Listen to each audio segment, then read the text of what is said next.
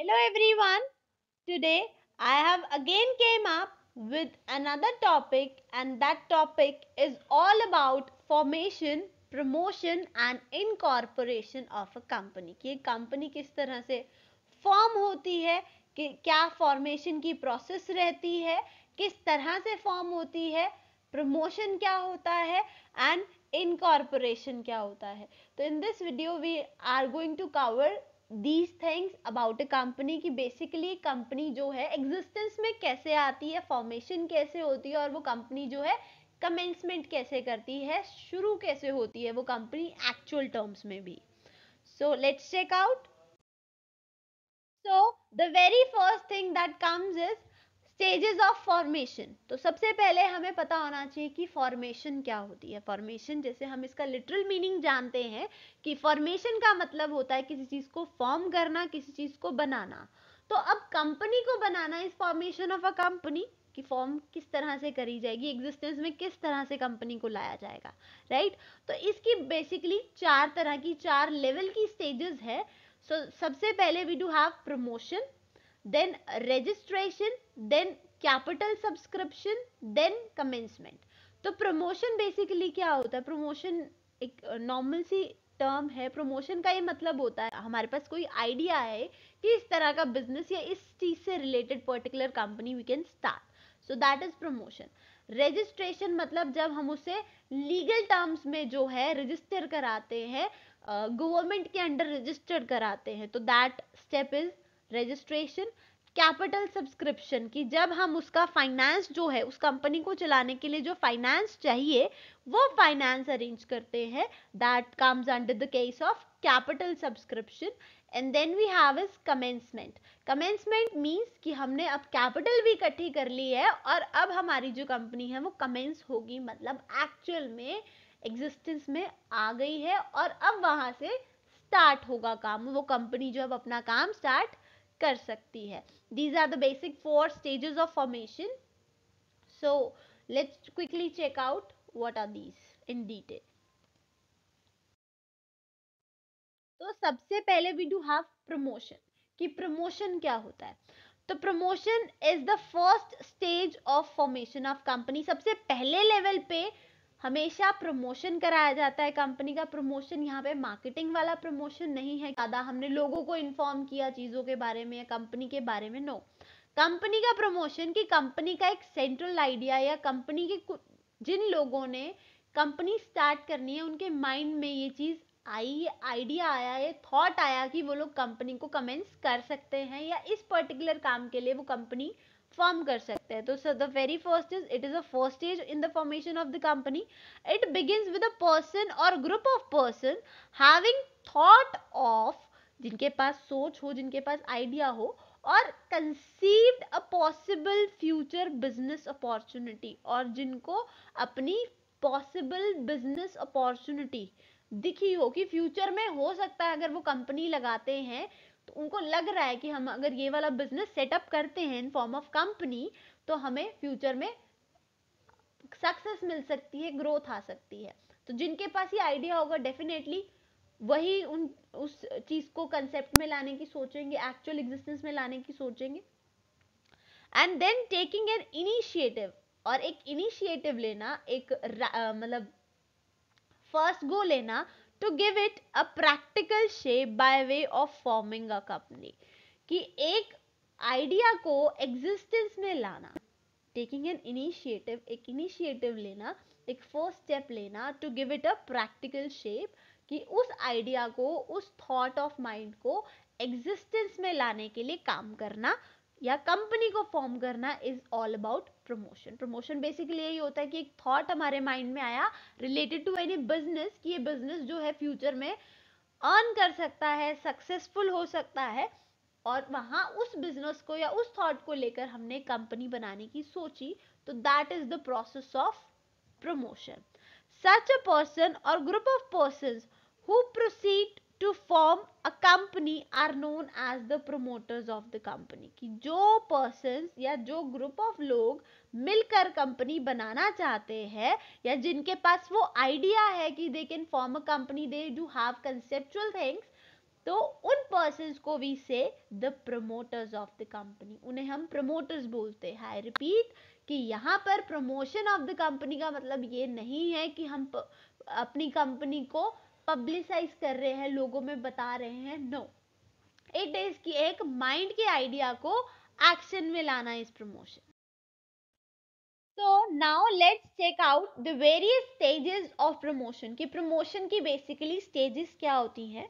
तो सबसे पहली stage हमारे पास promotion की आती है is of discovery of idea कि promotion की stage में सबसे पहला जो पहला स्टेप आता है दैट इज आइडिया की डिस्कवरी होना कि प्रमोटर्स को या कुछ लोगों को नीड लगती है या उन्हें लगता है कि एक पर्टिकुलर तरह का बिजनेस करना वुड बी प्रॉफिटेबल, उससे हायर प्रॉफिट जनरेट हो सकते हैं या वो उस चीज का बिजनेस, उस पर्टिकुलर प्रोडक्ट का बिजनेस फ्यूचर में ग्रो कर सकता है। कुछ भी रीजन हो सकता है, मतलब हमारे पास कुछ ना कुछ आइडिया आना, प्रमोटर्स के माइंड में बेसिकली कुछ ना कुछ आइडिया आना is the first step of promotion. Then detailed investigation कि उनके पास जो भी एक आइडिया उनके दिमाग में आया, एक दो आइडियाज आए हैं या जैसा भी है, तो उसकी फिर डिटेल्ड इन्वेस्टिगेशन कराना। अब से अगर किसी के दिमाग में कुछ इलीगल काम करने का आइडिया आ रहा है तो उसकी अगर वो डिटेल्ड इन्वेस्टिगेशन करेगा और उसे पता चलेगा कि इलीगल है, इट्स नॉट पॉसिबल और it is not correct on legal grounds, तो वो उस चीज को वहीं पे ड्रॉप कर सकता है। मतलब उसकी एक डिटेल्ड व्यू या ऐसा कुछ कि अगर किसी को आइडिया आ रहा है कि यहाँ पर जो है विंटर्स के क्लोथ्स की जो है हमें फैक्ट्री सेटअप करनी चाहिए, बट वो क्लोथ्स ऐसा बनाना चाहते हैं, इतने वार्म बनाना चाहते हैं, उस हिसाब से यहाँ पर इतनी विंटर्स नहीं आती, बाकी कंट्रीज में ज्यादा विंटर्स आती हैं, तो उसके हिसाब से अगर वो यहाँ कपड़ा बनाना चाहेंगे तो it would not be possible. बना पाएंगे बट उसकी सेल नहीं होगी। तो उस पर्टिकुलर प्रोडक्ट की स्टार्टिंग से लेकर, मतलब सामान मिल पाएगा नहीं मिल पाएगा, कैसे प्रोडक्शन होगी, कहाँ प्रोडक्शन हो सकती है,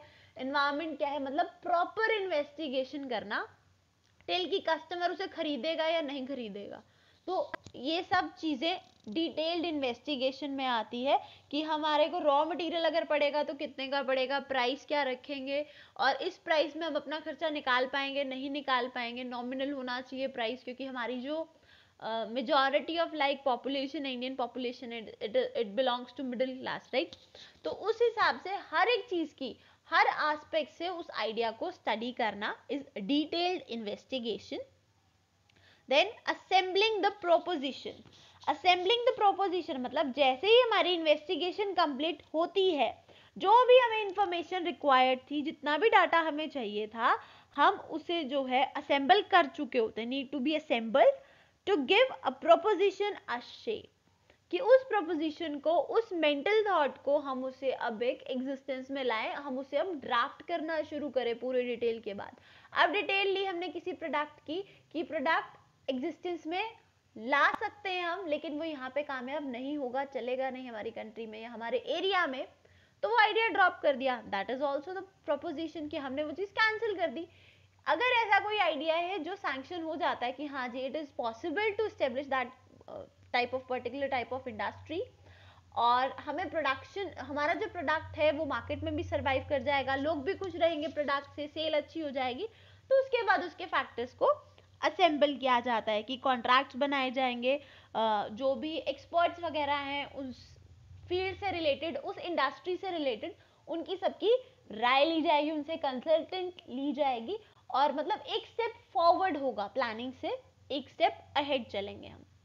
देन फाइनेंसिंग द प्रोपोजिशन, जो प्रोपोजिशन यहाँ हमने असेंबल की, जो जो डाटा हमने यहाँ असेंबल किया, इकट्ठा किया, उसको फाइनेंस कर देना। हमने सब चेकआउट कर लिया कि कहाँ से क्या सामान कैसे अरेंज होगा, बस अब इस स्टेप पे आती है फाइनेंसिंग की बारी कि हम उन चीजों को अरेंज करने के लिए फाइनेंस कहाँ से लाएंगे, फाइनेंस लाएंगे कहाँ से, अपना लगाएंगे, what could be the criteria of that, अगर सारा अपना नहीं लगाते थोड़ा किसी और का लगाते हैं तो उस स्टेज में भी हम क्या करेंगे, कैसे पॉसिबिलिटी है, ये सब चीजें जो है हम इस पर्टिकुलर स्टेप में स्टडी करते हैं और इस पर्टिकुलर स्टेप में हम फॉलो करते हैं। Now we are heading towards the promoters कि प्रमोटर्स कौन होते हैं। तो प्रमोशन करने वाले कंपनी का इज द प्रमोटर।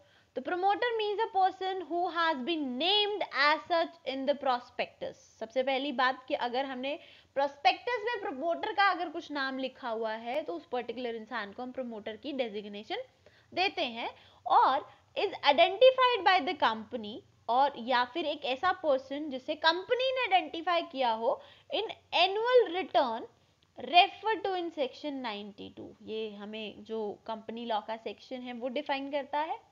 और ऐसा कोई भी person who has the control over the affairs of the company, चाहे वो डायरेक्टली हो चाहे वो इनडायरेक्टली हो, वो प्रमोटर शेयर होल्डर भी हो सकता है, डायरेक्टर भी हो सकता है, और कोई थर्ड पार्टी भी हो सकती है। प्रमोटर जरूरी नहीं है कि he should be the director of the company और he should be a share holder of the company. Starting में कुछ परसेंटेज में भी प्रमोटर्स रख सकते हैं, बट एट लास्ट अल्टीमेटली वो उसे जाने दे सकते हैं, छोड़ सकते हैं उस चीज को। So now we are heading towards the characteristics of promoters, कि प्रमोटर के क्या कैरेक्टरिस्टिक है। कंसीव द आइडिया, प्रमोटर ही वो पर्सन है जिसके माइंड में थॉट आता है एक बिजनेस स्टार्टअप करने का या एक कंपनी स्टार्टअप करने का, और he is the sole person who does the preliminary investigation. जो स्टार्टिंग की इन्वेस्टिगेशन होती है, कंपनी को चलाने से पहले इन्वेस्टिगेशन होती है, कंपनी जिस भी प्रोडक्ट के लिए चलानी है, जिस भी पर्पस के लिए चलानी है, उस पर्पस की इन डेप्थ स्टडी करना और प्रॉपर उस चीज को, उस थॉट को एक एक्चुअल चीज में कन्वर्ट करने के लिए इस सारी प्रोसेस के लिए जो है प्रमोटर रिस्पॉन्सिबल होता है।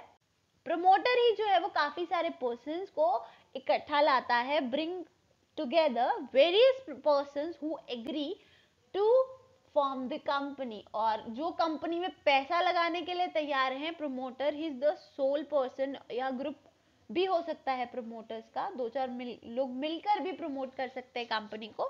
देन प्रिपेयर्स वेरियस डॉक्यूमेंट्स, तो जितनी भी इनकॉर्पोरेशन की फॉर्मेलिटीज होती हैं, डॉक्यूमेंट्स प्रिपेयर करने होते हैं, फीस पे आउट करनी होती है, वो सब ही प्रमोटर्स पे आउट करते हैं। Raises the required finances, end of course finance की अरेंजमेंट भी कंपनी खोलने के लिए, स्टार्टअप करने के लिए, इनकॉर्पोरेट करने के लिए जितने भी फाइनेंसेस की रिक्वायरमेंट होती है वो सब की सब प्रमोटर्स ही अरेंज करते हैं। So now we are having the rights of promoters, कि क्या क्या rights होते हैं promoters के, या उनका मेन क्या क्या right होता है, क्या क्या हक होते हैं promoters के during the process of incorporation of the company. So the very first is right to receive preliminary expenses, कि जितने भी प्रीलिमिनरी एक्सपेंसेस उन्होंने किए होते हैं, मतलब कंपनी को फॉर्म करने से पहले जितना भी खर्चा प्रमोटर्स ने अपनी पॉकेट से किया होता है, क्योंकि वो खर्चा ऑब्वियसली कंपनी फॉर्म नहीं हुई तो कंपनी के शेयर होल्डर्स पैसा नहीं देंगे, तो वो खर्चा जो है प्रोमोटर्स को अपनी पॉकेट में से करना होता है। तो वो जब कंपनी फॉर्म हो जाती है तो प्रोमोटर का ये राइट बनता है कि जो भी एक्सपेंसेस प्रोमोटर्स ने कैरी आउट किए हैं, या जो भी एक्सपेंसेस जो है उन्होंने बियर किए हैं, उनको वो एक्सपेंसेस रिसीव हो, उनको वो कंपनी जो है वो पैसे वापस दे दे। एंड राइट टू रेम्यूनरेशन, अब प्रमोटर्स जो हैं इतना हार्डली काम करते हैं उस एक आइडिया को प्रॉपर एग्जिस्टेंस में लाना, उसके लिए बहुत सारे प्रोसीजर को गो थ्रू करना पड़ता है, बहुत सारी फॉर्मेलिटीज को फिलअप करना पड़ता है, तो इतनी टाइम इतना एनर्जी वहाँ वेस्ट होता है, उनको हार्डली काम करना पड़ता है। तो उसके लिए remuneration should be paid to promoters, they have the right to demand remuneration. Right to recover promotional amount from को प्रमोटर्स, और सपोज जो प्रमोशन करने वाले लोग हैं, मे बी देयर आर 2 और 3 और मोर प्रमोटर्स, तो जैसे 1 से ज्यादा प्रमोटर्स हों तो उनके जो एक्सपेंसेस हैं वो आपस में बराबर होने चाहिए। तो उस केस में भी जो है प्रोपोर्शनेट अपने हिस्से का जो है अमाउंट रिकवर किया जा सकता है को प्रमोटर्स से। Promoter also have this right. Now we came across the types of promoters, की कौन कौन से तरह के, कौन कौन से टाइप्स के प्रमोटर्स होते हैं। सो the very first is professional promoters. Professional promoters नाम से ही पता चल रहा है कि जिनका प्रोफेशन ही कंपनी को प्रमोट कराना है, मतलब वो अपने आइडियाज को एग्जिस्टेंस में लाते हैं और उसी के लिए दे charged, right? तो these are the persons who specialize in the promotion of companies, जिनका ये specialized area है, जो professionals हैं इस काम में, that are professional promoters. They hand over the companies to shareholders when the business starts. और जैसे ही business start होता है, वो अपनी जो भी उन्होंने कंपनी सेटअप की होती है, वो शेयर होल्डर्स के हाथ में देते हैं और अपनी कमीशन या अपना जो भी शेयर बनता है उनका, वो चार्ज कर लेते हैं. That's it. तो इस तरह से वो काम करते हैं. In England issue houses, in USA investment banks and in Germany joint stock banks have played the role of promoters very appreciably. जैसे issue houses होते हैं इंग्लैंड में, उन्होंने यूएसए में जो इन्वेस्टमेंट बैंक्स हैं एंड जर्मनी में जो जॉइंट स्टॉक बैंक्स हैं, इन्होंने प्रोमोटर का काम बहुत अच्छे से परफॉर्म किया है. Then we have is occasional promoters. Occasional promoters नाम से पता चल रहा है कि ओकेजन के मतलब उनका रेगुलर काम नहीं है प्रमोशन कराना, कंपनी को इनकॉर्पोरेट कराना, but sometimes they do, sometimes they not. तो these promoters take interest in floating some companies. कुछ कंपनीज को बनाने के लिए, सेटअप करने के लिए ऐसे प्रमोटर्स योगदान देते हैं, कंट्रीब्यूट करते हैं. They are not in promotion work on regular basis. उनका रेगुलर बेसिस का काम नहीं होता, बट वो प्रमोशन करते हैं कुछ कंपनीज की और अपने पुराने प्रोफेशन पे वापस चले जाते हैं. फॉर इंस्टेंस जैसे इंजीनियर्स होते हैं, लॉयर्स होते हैं, तो वो कुछ कंपनीज फॉर्म करते हैं एंड वापस they get back to their own profession और वो कंपनी अगेन वो हैंड ओवर कर देते हैं. And that's the case of occasional promoters. Then financial promoters. कुछ फाइनेंशियल इंस्टीट्यूशंस जो हैं वो भी काम करते हैं कंपनी को प्रमोट करने का. तो वो they generally take up this work when financial environment is favorable at the time. और वो बेसिकली ये काम तब करते हैं जब फाइनेंशियल एनवायरनमेंट, मतलब जैसे शेयर मार्केट है या जो फाइनेंस की अवेलेबिलिटी है वो प्रॉपर हो, क्योंकि ऑब्वियसली उनका जो लाइन होता है, उनका एरिया ऑफ स्टडी होता है, तो दे नो और they can predict well. So that's why they provide the task of promotion as well. Then managing agents as promoters. और कुछ मैनेजिंग एजेंट्स या मैनेजर्स या मैनेज करने वाले लोग भी प्रमोटर्स की तरह एक्ट कर सकते हैं. तो in India managing agents plays an important role in promoting new companies.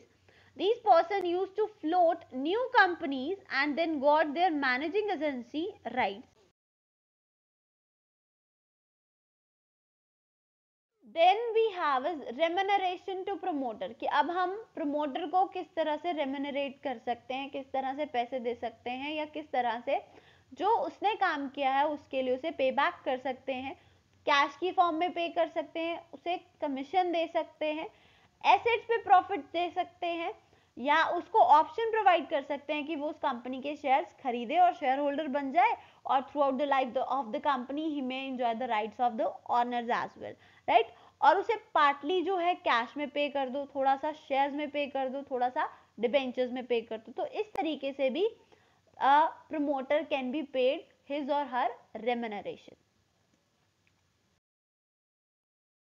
Now the turn comes for registration या इनकॉर्पोरेशन, कि अब प्रमोशन का टास्क यहाँ पे खत्म होता है. Now the turn comes of registration या एक्चुअल में इनकॉर्पोरेशन कैसे होता है, कि हमने आइडिया सेटअप कर लिया, हमारे पास जो है हमारे पार्ट पे जो सिस्टम था सब रेडी है, बट अब गवर्नमेंट से भी तो लाइसेंस या परमिशन लेनी होंगी, क्योंकि ऐसे तो कोई भी बड़ी कंपनी नहीं खोल सकते, छोटी सी शॉप नहीं है. आजकल तो छोटी सी शॉप के लिए भी you need to have a licence properly. आपको लाइसेंस बहुत लीनियंट वे से मिल जाता है, बट हाँ गवर्नमेंट जो है वो अपने पास प्रूफ रखती है कि आप जो है एक लीगल बिजनेस ही कैरी आउट करो. That's why the concept of license is there. So let's have a look of registration of companies.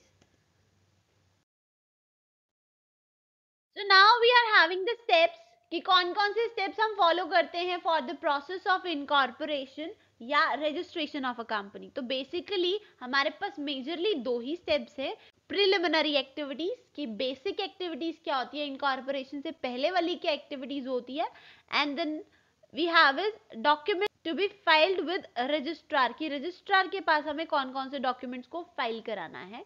तो प्रीलिमिनरी एक्टिविटीज में हमारे पास सबसे पहले लोकेशन ऑफ रजिस्टर्ड ऑफिस, कि सबसे पहले कंपनी के रजिस्टर्ड ऑफिस की लोकेशन को डिसाइड किया जाता है कि कहाँ पे कंपनी का रजिस्टर्ड ऑफिस सेटअप किया जाएगा.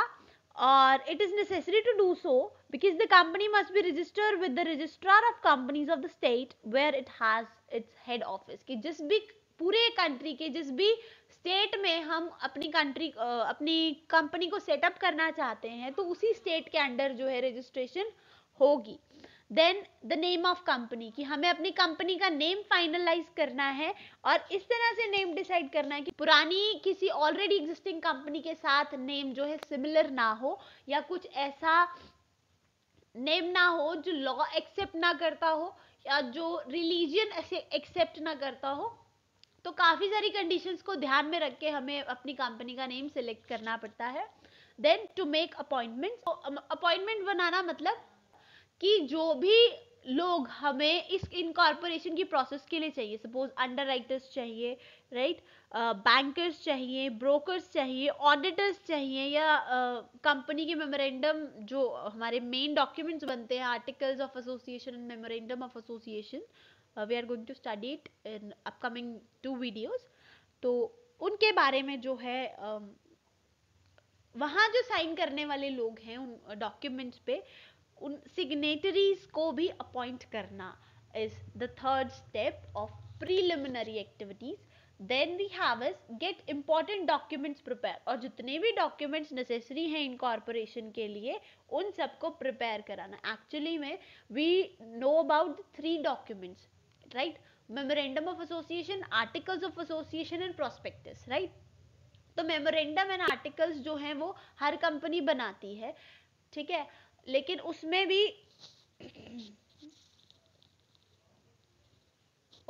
जो है कंडीशन लग जाती है कि एक डॉक्यूमेंट बनाना इज कंपलसरी और दूसरा जो है it's up to the willingness. लेकिन प्रोस्पेक्टस के केस में थर्ड डॉक्यूमेंट हमारे पास प्रोस्पेक्टस होता है, तो प्रोस्पेक्टस के केस में अगर हमें प्रोस्पेक्टस नहीं प्रिपेयर करना तो we have to prepare the statement in lieu of prospectus.